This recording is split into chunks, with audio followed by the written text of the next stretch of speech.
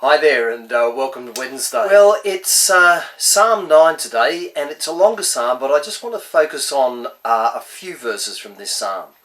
The emphasis is on joyful praise, especially for God's care of Israel and his righteous judgment of the nations that have attacked his people.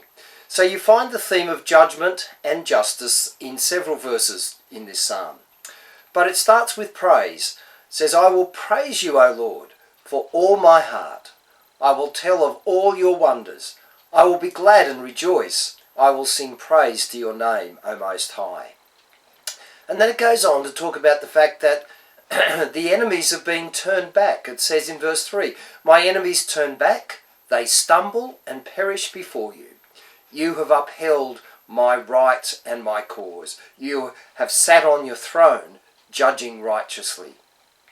And so as we move through the psalm, we find a little bit more about judgment in verse 7. "The Lord reigns forever. He establishes his judgment. His throne is for judgment." Verse 8, "He will judge the world in righteousness. He will govern his people with justice. The Lord is a refuge for the oppressed." But to focus on that judgment, it is righteous judgment, and it results in justice. Judgment, of course, is not that popular at the moment. Martin Iles, the CEO of the Australian Christian Lobby, recently spoke about a number of high-profile people, performers, Christian singers in some cases, and even a Christian author, who have deconverted, the word is. They've decided that they will not be Christians anymore. And as Martin Iles looked at their public comments about that, he noticed that the common thing for all of them is that judgment was the point of their starting.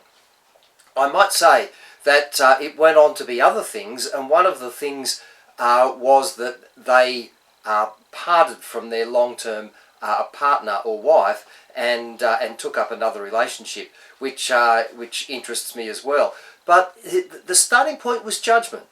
And I think there is a sense, and yes, judgment is difficult. Wouldn't it be good if we could just love everybody? But on the other hand, in Australia at the moment, we cry out for judgment. If somebody, for example, committed a crime of being a pedophile, people just call for their jailing, for their never to be released. And in so many situations like that, we want judgment.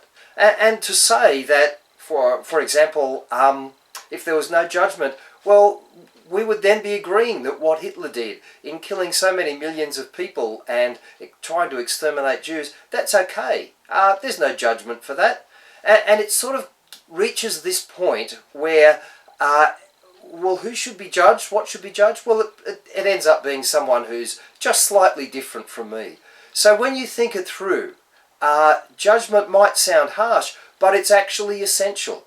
And if justice is going to be a reality, judgment needs to take place.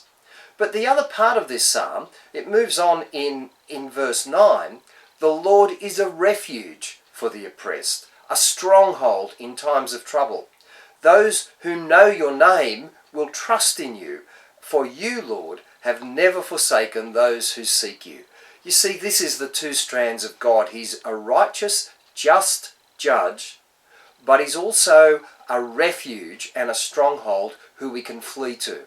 And I think this is a great balance.